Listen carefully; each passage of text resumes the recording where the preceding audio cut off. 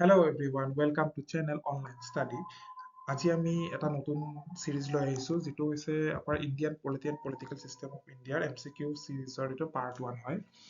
তো আমি আহিবলগীয়া যিবোৰ আমাৰ ষ্টেট লেভেল এক্সাম হওক বা আমাৰ এডিআৰই এক্সাম হওক বা এপিএসসি লেভেলৰ এক্সাম হওক বা এনি আদাৰ এক্সাম যিবোৰ আমাৰ গভ সাৰ্ভিসত আমাৰ জিএস পাৰ্টটো ইম্পৰ্টেন্ট হয় আৰু জিএছৰ এটা ডাঙৰ পাৰ্ট হয় তাতে পলিটি ইণ্ডিয়ান পলিটিৰ এটা ইম্পৰ্টেন্ট পাৰ্ট হৈ যায়। তো তাৰ ওপৰত আমাৰ এমচিকিউ সিৰিজ হয় এইটো। তো আশা কৰিছো আপোনালোকে এই ভিডিঅ'টো লাইক কৰিব, সাবস্ক্ৰাইব কৰিব আৰু শ্বেয়াৰ কৰি দিব যিসকলে নতুনকৈ ভিজিট কৰিছে এই চেনেলটোলৈ আৰু যিসকলে পুৰণি কৰিছে তেওঁলোকে যাতে শ্বেয়াৰ কৰি দিয়ে যদি ভিডিঅ'টো আপোনালোক ইনফৰ্মেটিভ যেন লাগে আৰু শেষলৈ চাবলৈ নাপাহৰিব। তো আমি আৰম্ভ কৰো আজি আমাৰ ভিডিঅ'টো। The Vice President is the ex-officio chairman of Rajya Sabha, Lok Sabha, Planning Commission, National Development Council. তো ইয়াৰ কাৰেক্ট এনসাৰ কি হ'ব আমি চাই লৈছো। তো ভাইস প্ৰেসিডেন্ট আমাৰ কি হয়? ex-officio chairman of the Rajya Sabha. এইটো সকলোৱে জানে, এটা ভেৰি কমন কুৱেশ্যন যেটো আমি সকলোৱে জানো।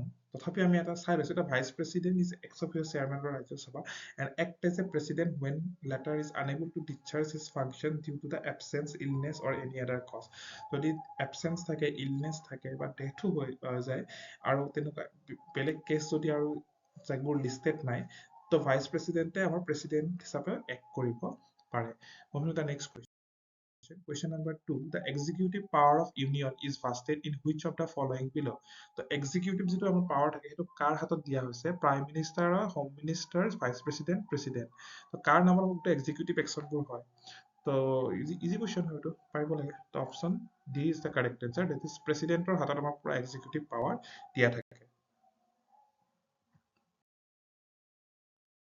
Moving to the next question. Which one of the following article deal with the pardoning power of the president?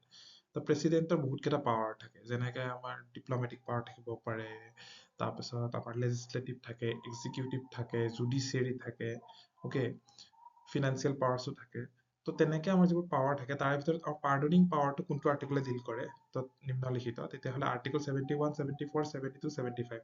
তো ইয়াৰ correct answer আছে option C, that is article 72 লগত আমাৰ pardoning power of the president জড়িত হৈ আছে। Moving to the next question. Question number 4. That is the impeachment of the president is carried by which one of the following? Option A, Attorney General. Option B, members of the legislative. Option C, Parliament. Option D, Prime Minister. So impeachment মানে হল যে আমাৰ প্ৰেসিডেন্টক যদি remove কৰিব লাগে, তো president আমাৰ head of the কি হয়? The first citizen হয় ন? তো তেওঁক ৰিমুভ কৰিব ইমান ইজি নহয়, বহুত টাফ এটা প্ৰচিডিউৰ হয় আৰু আজিলৈকে আমাৰ ইণ্ডিয়াত ইম্পিচমেন্ট বৰ্তমানলৈ কোনো প্ৰেসিডেন্টৰে হৈ পোৱা নাই। তো যদি আপোনালোকে বিচাৰে যে ইম্পিচমেন্টৰ প্ৰসেস বা তাত কেনেকে প্ৰসেস কৰা হয় বা তেওঁলোকৰ তাত কেনেকুৱা ধৰণৰ আমাৰ প্ৰসেসটো হয়, কোন কোন ইনভলভ থাকে, এই বিষয়ে যদি এটা ভিডিঅ লাগে তেনেহলে কমেন্ট সেকশনত জনাব। তো মই ট্ৰাই কৰিম তেনেকুৱা ইম্পিচমেন্ট প্ৰসেসৰ ওপৰত এটা ডিটেইলছ ষ্টাডি ভিডিঅ' বনাব পাৰি। সো ইয়াৰে আমাৰ অপশ্যন কোনটো হয় কাৰেক্ট আনসাৰ? এটৰ্নি জেনেৰেল নে members of legislative? Members of legislative হ'ব পাৰে জানো? এটৰ্নি জেনেৰেল হ'ব পাৰে জানো? তো ইয়াৰ অপশ্যন কি লাগি আছে? অপশ্যন চি লাগি আছে, পাৰ্লিয়ামেণ্ট। তো পাৰ্লিয়ামেণ্টে প্ৰেসিডেন্টক ইম্পিচ কৰিব পাৰে, মানে ইম্পিচমেন্ট প্ৰসেসটো ৰান কৰিব পাৰে। কিন্তু এইটো এটা মানে এটা অলপ প্ৰচিডিউৰটো অলপ দীঘলীয়া হয়। তো কেনেকে যায়, মানে কি কি গ্ৰাউণ্ডত কেনেকে আগবাঢ়িব লাগে, কোন কোন প্ৰেজেন্ট থাকিব, তো পাৰ্লিয়ামেণ্টত কোনখিনি থাকিব, নমিনেটেড মেম্বাৰ, ইলেক্টেড মেম্বাৰ, সব গোটেইখিনি বস্তু আমি ইম্পিচমেন্ট ভিডিঅ'ত আমি চাই লওঁ পাছত। নেক্সট স্লাইডলৈ যাওঁ। Next question. Which of the following article deals with the composition of Council of State and the manner of election of its member? তো ৰাজ্য সভাৰ কম্পজিশনটোৰ লগত আমাৰ কোনটো আৰ্টিকল জড়িত হৈ আছে? সহজ কুৱেশ্যন, আমি জানো সকলোৱে আৰ্টিকল 82, আৰ্টিকল 81, আৰ্টিকল 90, আৰ্টিকল 80। তো ইয়াৰ কাৰেক্ট আনসাৰ হৈছে article 80, that is option D. Next, moving to the next questions. ইয়াতে আপোনাক দেখাই দিয়া গৈছে language খিনি দিয়া আছে বাৰু। anyways, which of the following language is not there in the 8th schedule of the Constitution of India? তো 8th schedule নথকা কোনটো লেংগুৱেজে সুধিছে তাৰ কাৰণে আমি 8 শিডিউলছখন জানিব লাগিব 8 শিডিউলটো 22টা লেংগুৱেজ আছে 22টা লেংগুৱেজৰ বিষয়ে আমি ভালকে জানিব লাগিব আৰু আমি মনত ৰাখিব লাগিব এনেকুৱা ধৰণৰ কুৱেশ্যন যেতিয়া মেটাৰ কৰিব পাৰো তো ইয়াৰ দিয়া আছে যে আছামিজ বেংগলী বড়ো ডগৰী গুজৰাটী হিন্দী কানাডা কাশ্মীৰী কোঙ্কানি মিথালী মালায়ালী মিথিলি মালায়ালাম মণিপুৰী মাৰাঠী নেপালী ওড়িয়া পাঞ্জাবী সংস্কৃত সান্থালী সিন্ধি তামিল তেলেগু উৰ্দু তো এইকেইটা লেংগুৱেজ কি হয় আমাৰ 8 শিডিউলত সন্নিৱিষ্ট হৈ আছে কিন্তু ইয়াৰে কোনটো না অপচনৰ ভিতৰত আমি যদি চাওঁ তেনেহ'লে অপচন বি হ'ব যে ৰাজস্থানী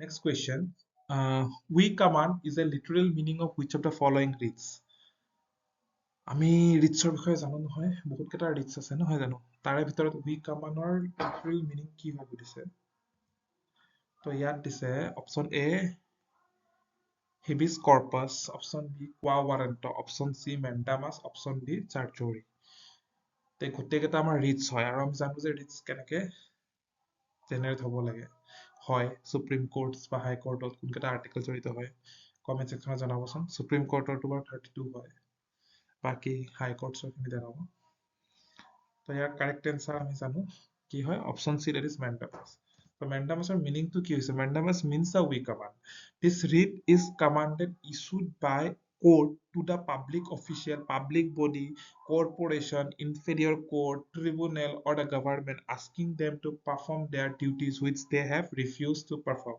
so এইটো কোৰ্টে ইস্যু কৰে কাক কেছটো ইস্যু কৰিব পাৰে পাব্লিক অফিচিয়েলৰ ওপৰত কৰিব পাৰে পাব্লিক বডিৰ ওপৰত কৰিব পাৰে এনি কৰ্পোৰেচনৰ ওপৰত কৰিব পাৰে ইনফেৰিয়ৰ কোৰ্ট সাপোজ লোৱাৰ কোৰ্টছবোৰক কৰিব পাৰে ট্ৰিবিউনেলছবোৰক কৰিব পাৰে তাৰ গভৰ্ণমেণ্টকো সুধিব পাৰে যে পাৰফৰ্ম কৰিব পাৰে duty which they have refuse to perform so' এইটো এটা ইম্পৰ্টেণ্ট ৰিটছ হয় আৰু ইয়াৰ মিনিংটো হৈছে লিটাৰেল মিনিং মেণ্ডামাছৰ মিনিংটো হয় উই command Question 8. Which of the followings are the members of the Electoral College of electing the president? মই কৈছো ন অলপ আগতে ইম্পিচমেন্টৰ কথা আছিল এতিয়া ইলেকশ্যনৰ সময়ত কোনকেইটা হয় এইটো সুধিছে তো very important question the option A elected members of the Rajya Sabha elected members of the Rajya Sabha and Lok Sabha option C elected members of the Rajya Sabha Lok Sabha state assemblies option D elected members of the Rajya Sabha Lok Sabha state assemblies and assemblies of union territories আমি জানো আমাৰ ইয়াতে দুই ধৰণৰ election হয় এটা direct election এটা তোমাৰ ইনডাইৰেক্ট ইলেকশ্যন হয় তো আমাৰ ডিৰেক্ট ইলেকশ্যনটো কেতিয়া দেখা পাওঁ আমি যেতিয়া লোকসভাৰ ইলেকশ্যন দেখো বা ষ্টেট এছেম্বলিৰ ইলেকশ্যন দেখো তেতিয়া আমি কি দেখো আমাৰ ডিৰেক্ট ইলেকশ্যন হয় ভোটাৰ্ছে নিজে পাৰ্টিচিপেট কৰে আৰু সেই ভোটিংছৰ আধাৰত আমি আমাৰ এমপি বা এমএলএ চিলেক্ট কৰো বাট প্ৰেচিডেণ্টৰ ইলেকশ্যন বা ভাইচ প্ৰেচিডেণ্টৰ ইলেকশ্যন তেনেকে নহয় তাত এটা ইলেক্টৰেল কলেজ থাকে মানে ইলেক্টৰেল বডি থাকে তেওঁলোকৰ ভোটিং শ্বেয়াৰ পাৰ্চেন্টেজ থাকে তো সেইটো আমি এটা নেক্সট ভিডিঅ'ত আমি ধুনীয়াকে এটা আলোচনা কৰিব পাৰিম যেতিয়া ইয়াৰ ওপৰত এটা ভিডিঅ' বনাম বাট ইয়াতে যিটো সুধিছে সেই ইলেক্টৰেল কলেজটোত কোনকেইটা কম্পজিশ্যন থাকে তো মই কাৰেক্ট আনচাৰটো চাই লৈছো it is option C that is elected member of the Rajya Sabha Lok Sabha and state assemblies so' ইয়াতে ৰাজ্যসভাটো আছে লোকসভা সেইটো পাৰ্লিয়ামেণ্ট হৈ গ'ল আৰু ষ্টেট এছেম্বলিজত যিবোৰ আমাৰ এমএলএছ থাকে তেওঁলোকৰ ভোটিঙৰ জৰিয়তে আমাৰ কাক চিলেক্ট কৰা হয় প্ৰেচিডেণ্টক চিলেক্ট কৰা হয় তাৰ answer is C next question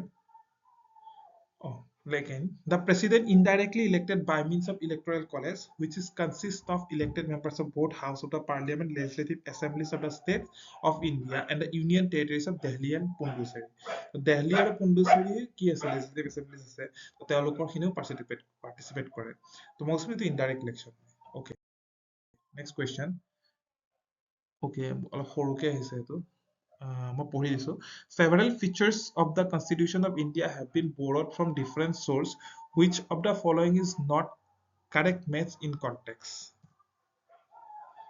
okay আমাৰ constitutions আমি জানো যে আমাৰ constitutionটো কি হয় সবচে lengthiest constitution of the world আৰু আমাৰ বহুত features আমি কি কৰিছো borrowed কৰিছো বেলেগ বেলেগ constitutionৰ পৰা আমাৰ লগত যেটো ফিট হয় তেনেকে আমাৰ যিবোৰ আমাৰ drafting committee members তেওঁলোকে borrow কৰি আনিছিলে তো তাৰ ভিতৰত কিছুমান ইয়াতে listed আছে তো ইয়াৰ ভিতৰত সুধিছে যে কোনটো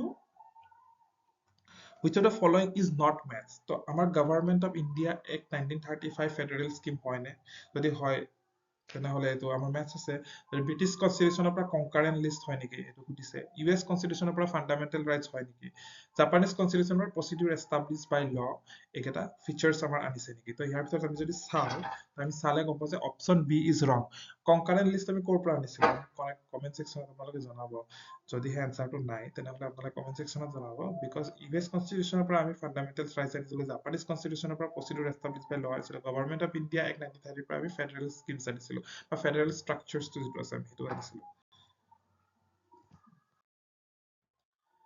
তো last question number 10 which of the following has the power to transfer any case anywhere in India